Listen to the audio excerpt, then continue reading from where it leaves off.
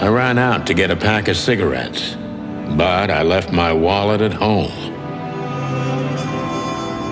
Yeah, that's me. I'm getting old. My name is Sonny Featherland, an investigator for 20 years, and once the star of the predatory division of the Clawville Police Department, one half of the legendary Chicken Police. But buying a pack of smokes is more than I can handle right now. Maybe I should just lay low. Yeah, I'll do that. The most colorful place in the wilderness. For all the gods, what bullshit. The last clucking color left this city years ago. And slowly I'll turn gray too.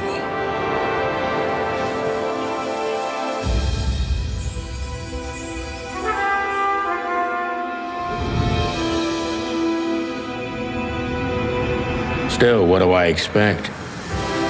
We're living in a vast experiment, and don't even notice that everything got clucked up a long time ago.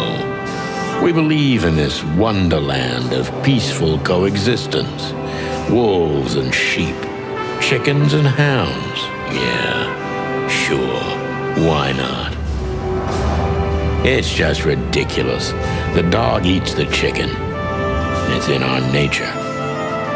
I'm not propping up the illusion anymore. 121 days, and it's over. Retirement.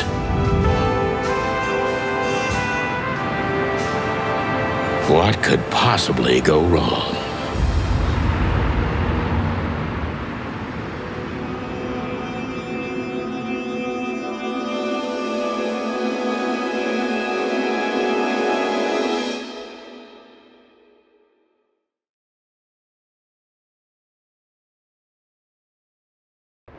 Ah, crap.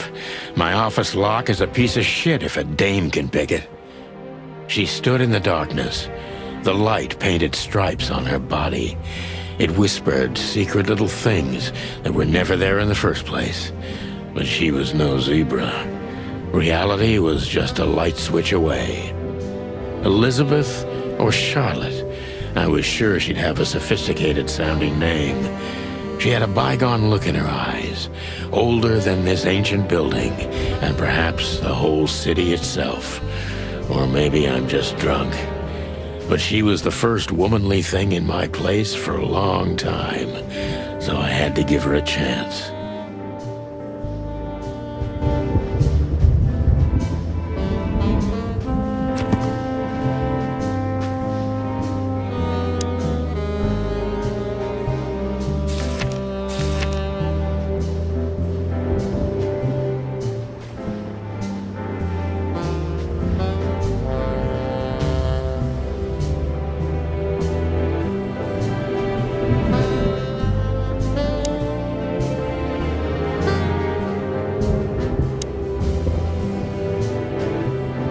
She doesn't seem so dangerous that I need to grab my gun, but you never know.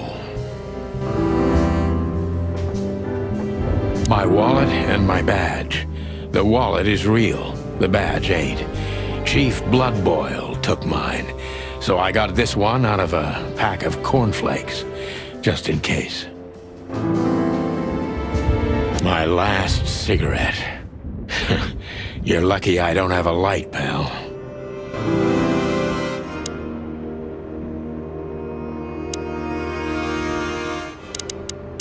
Let me introduce myself. My name is Deborah, Miss Deborah Ibanez. You're mistaken, ma'am. Oh, really? Please enlighten me, Mr. Featherland. I'm not a private eye. I'd recommend Mr. Philmar Lowe instead of me. He's a nice guy. Believe me, Mr. Featherland, it's not an accident I came to you. Look, miss, I work for the police and I'm currently on leave. I couldn't accept private commissions even if I wanted to. Not even from a classy dame like you. Am I that easy to read? That's my job. But tell me, since you've invited yourself in, would you like a drink? I don't usually drink. Well, I've got to have one. And it'd be rude of me to drink alone. So, maybe some sherry? If you insist. But bourbon, please. Thank the wild ones. That's all I have. What a coincidence. So come on, spill it from the beginning.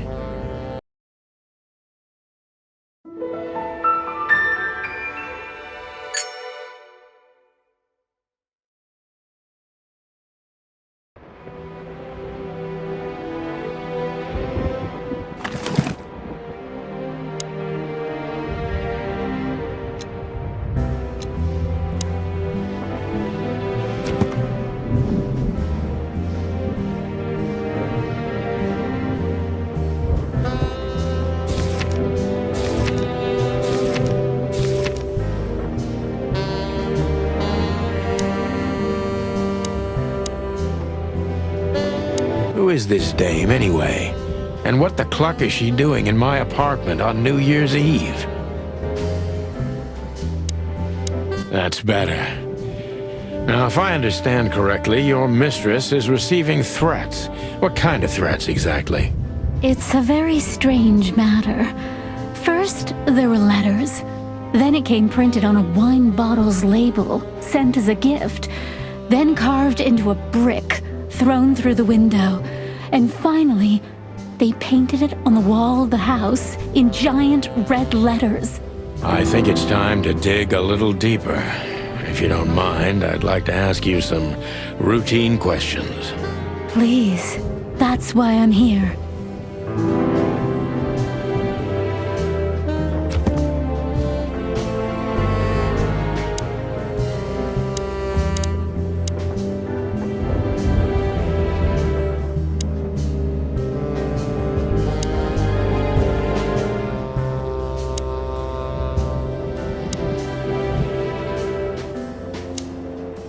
I must be cautious and smart.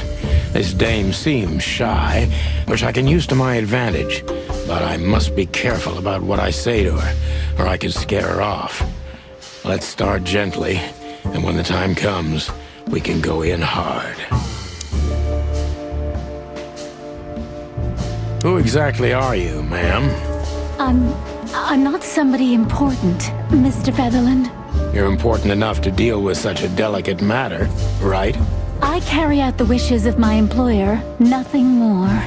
This means simple paperwork, most of the time. You've been thrown into deep water, sweetheart. Tell me, can you even swim? Believe me, this is just as unpleasant for me as it is for you, if not even more.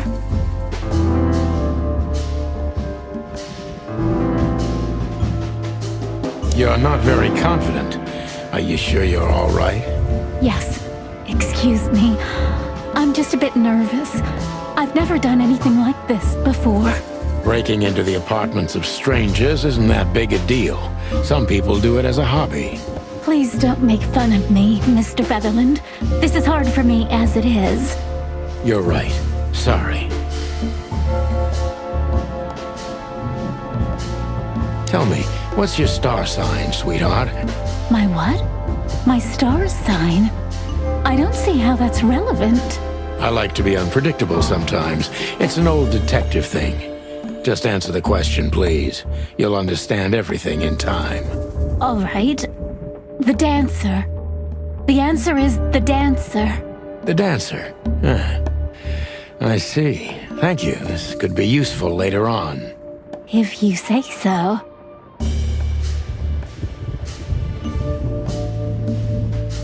Why did you have to visit me this particular evening?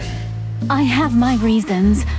I may look like a silly little fawn, and maybe I am, but I still have common sense. I don't doubt that for a second, Miss Ibanez.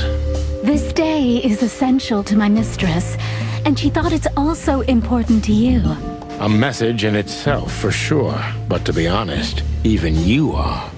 You know what? I'll just take that as a compliment, even if it wasn't meant as such.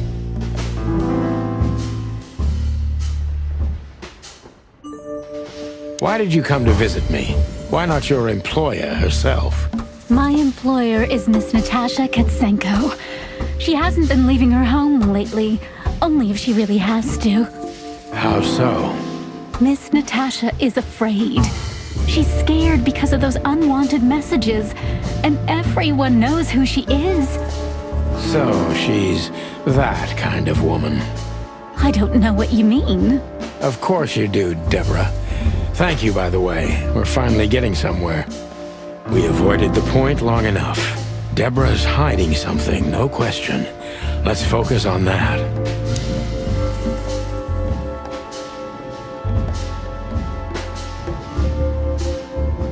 What do you want from me?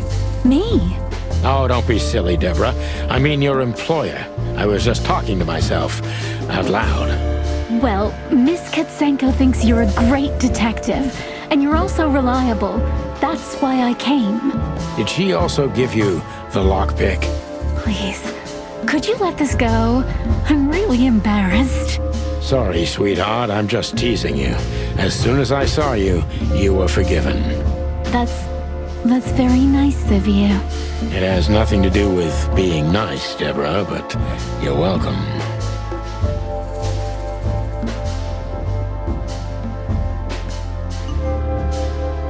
Don't you think this whole thing is a little suspicious? Look, Santino, I'll explain everything. I have no doubt about that. You look just the type, sweetheart. No offense. I'll take that as a compliment. Or maybe I'll act like I haven't heard it. You see, we're starting to understand each other. Tell me, Deborah, why should I believe you at all? Because my mistress trusts you. Should that be enough? If you really like what she thinks you are, then yes. Damn, what can I say to that? Look, I didn't mean to back you up against the wall. You have a way with words, sweetheart. Did you ever want to be a cop? No, not for the world. Heh, smart answer. Be honest and tell me what you're so afraid of. You know, Mr. Featherland, my mistress's partner is Hobart Wessler. Or as most people know him... Ibn Wessler, the Kingpin. Exactly. Feathery gods, help me. So you get it now. The secrecy. To put it mildly, I think I understand it all. Wessler. This little piece of the puzzle changes everything.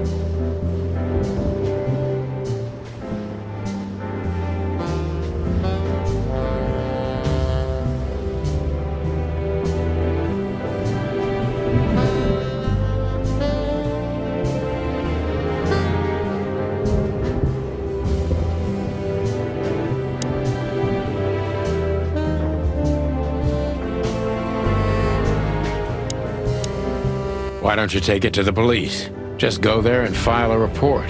Photos, flashing lights, fingerprints, you know the drill. The evidence is very clear. Even a moderately talented detective could easily wrap this case up. Or just try the phone. 555-111. Please, take a look at this. Well, okay. Let's see.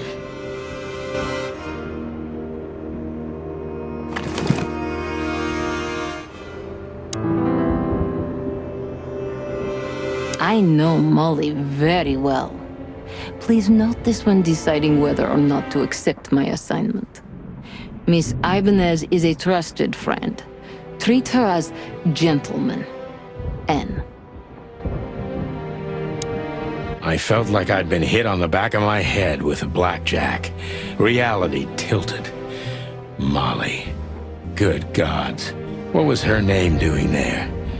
I glanced at the opposite wall with the well-worn picture frames. Like an eternally dark hole in the wall. A missing piece. She was wearing a light silk dress and singing a lullaby. The waves caressing her beautiful long legs. Why Molly? Why now? Mr. Featherland? Santino, are you all right? What the hell is this supposed to mean? I don't know anything, Mr. Santino. My mistress told me to give this to you. She said you'd understand. Don't you? Oh, of course I understand, Miss Ibanez. I get it very well. But this case is becoming more and more confusing. It's starting to look like blackmail. Blackmail? Don't play innocent with me. But... All right. When can I visit? Visit? Me? Not you. Miss Katsenko. Oh, yes. You can find her at the Tsar Club. Didn't you tell me she's not the social kind? That she's especially unsociable? Or does she only like loud and crowded clubs? No, she's really not like that. But she owns the place. Judging by the flyer, it must be a very busy club, especially on New Year's Eve, right? I'm sure you'll have no trouble finding Miss Katsenko, but there's one small problem, Mr. Featherland. Let me guess. Mr. Wessler better not know about my visit. Exactly. How did you know? 20 years experience, ma'am. Oh, and please, call me Sonny. It was a pleasure to meet you, Sonny. I'll talk about the rest with Ms. Katsenko in person. A good friend of mine would be happy to take you home if you'd like. I'd appreciate that, Sonny.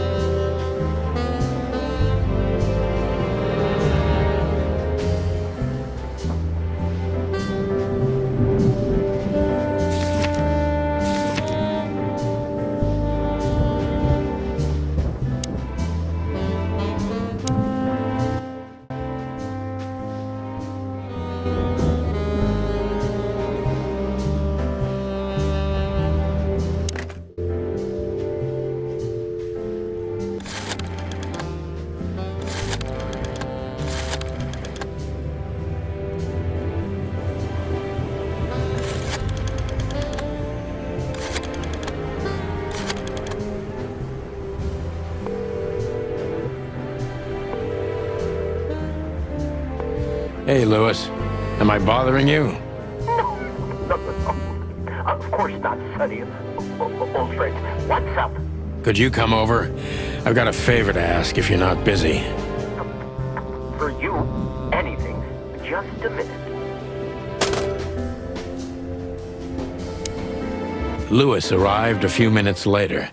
He lived in the rooms above, so it wasn't difficult getting here, not to mention that he's a rabbit.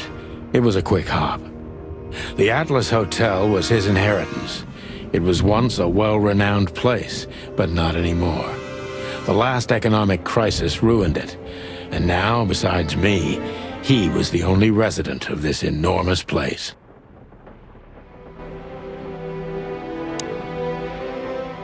Could I ask you a few more questions, Deborah? Feel free, Sonny.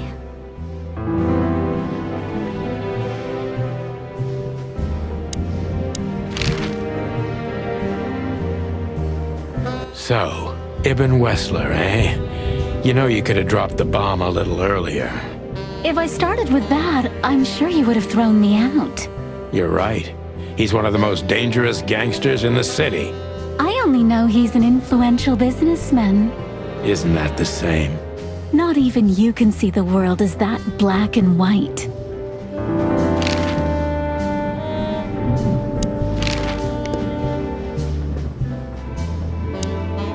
Thanks for being so quick, Lewis. Can you drive Miss Ibanez home? I have some things to take care of. Of course, Sonny. You know, anything for you. Thank you for being so considerate, Sonny. I appreciate it. Don't mention it. Goodbye, then. So long, Deborah. Before I visit the club, I have to take a detour.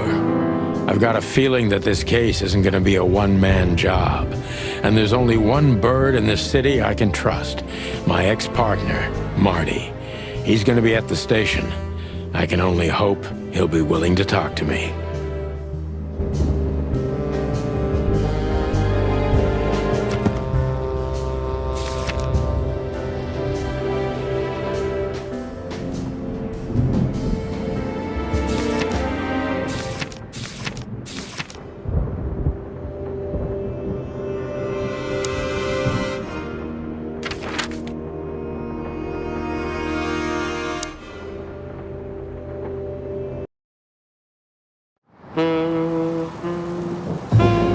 It was New Year's Eve, and I was driving, half drunk, risking my whole life's work. But still, it didn't feel any different. Every day was the same, and the 121 days I had left till my retirement seemed like an eternity. When I look out the window of the hotel room I call home, I see the same thing every day. A woman in a red nightgown dances slowly in circles to smooth music. The 9 o'clock show, with a glass of cheap bourbon and the red gown with the silent music. In the meantime, the proud city of Clawville is slowly eating itself alive. And we're still here, with nothing left to lose but our sanity, while others, the smart ones, had already gone. Molly. Does her name really upset me this much?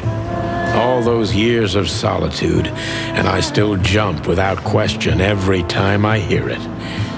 And then there's Marty, my ex-partner, who hates me. But I know I have to speak with him, no matter what. Why do I feel like the past is watching me on this goddamn night?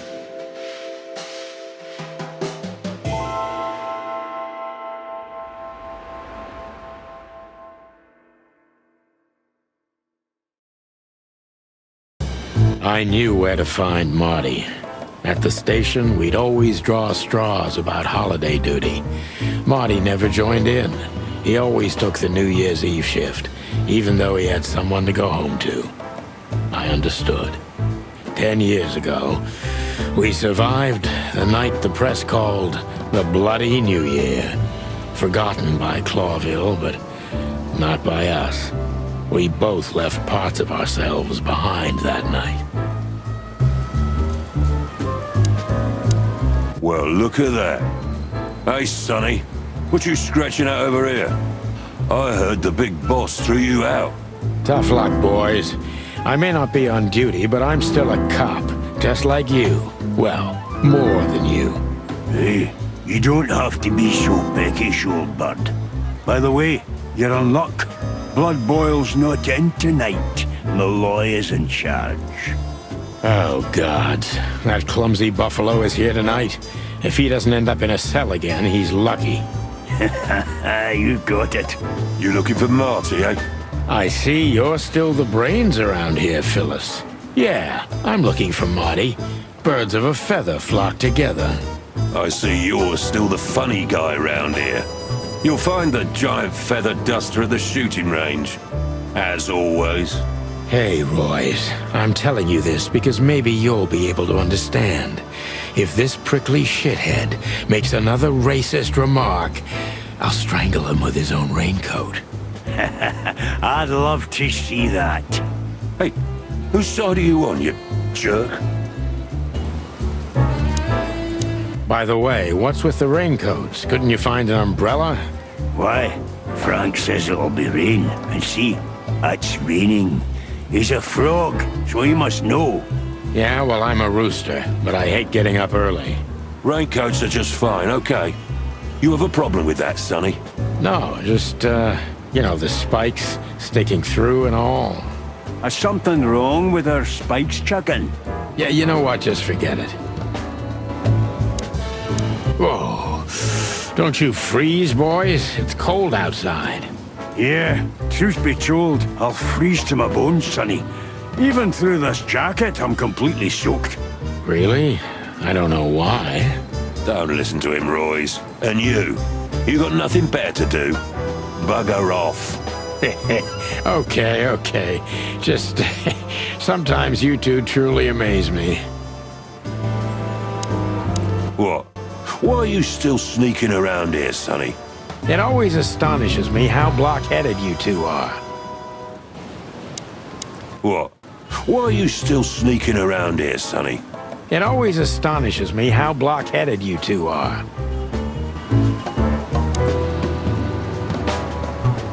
Here we are again, Clawville Police Department. I've never been good at history, but if I'm not mistaken, this place has been a church, a hospital, and even some insane cult's secret hideout over the years. Anyway, the place holds the secrets of the ages, and some drunk pigs in the basement. Mort, you scabbiest beast. What the hell did you do? It's Morty to you, sonny boy. Everything's fine. There was just a bit of trouble in the bar, and someone got knocked on the head with a glass. It wasn't my fault. I'm as blind as a bat, am I right? Did that ever bother you, Morty? Listen, sonny boy. Go tell them to leave me alone, eh? It's New Year's Eve, after all, and I didn't even do anything wrong. Not that wrong. Where's your little lapdog to get you out of this mess? Is that little pimp of a midget still sniffing around you? Jeffy is a good boy, Sonny. And he's good to me, believe me. Oh, God, spare me the details. When will you finally realize that little shit's been using you? Oh, of course he's using me. What could a pretty boy like him want from this old monster, eh? Still, Sonny, I have no one else. Do you understand that, don't you? Even you deserve better, pal. By the way, you look horrible, even for yourself. Are you feeling okay? Well, I'm not what I used to be, but neither are you, judging from your voice. But I'm seeing a doctor, sonny boy. I really am. Are you? Don't need to, Mort. I'm fine. Anyway, if Bubo prescribed you something, don't even think about taking it. I don't talk to that insane owl. Damn right. Please, say something on my behalf, okay? I really don't have time for this detective buffalo shit. Hey, careful with that. Buffalo Malloy is the chief today. Like I care. I'll try to speak for you, but keep it down till then, okay? You don't need this shit, and I don't need it either. Sonny boy, you've always been a good friend. More like a clucking pigeon.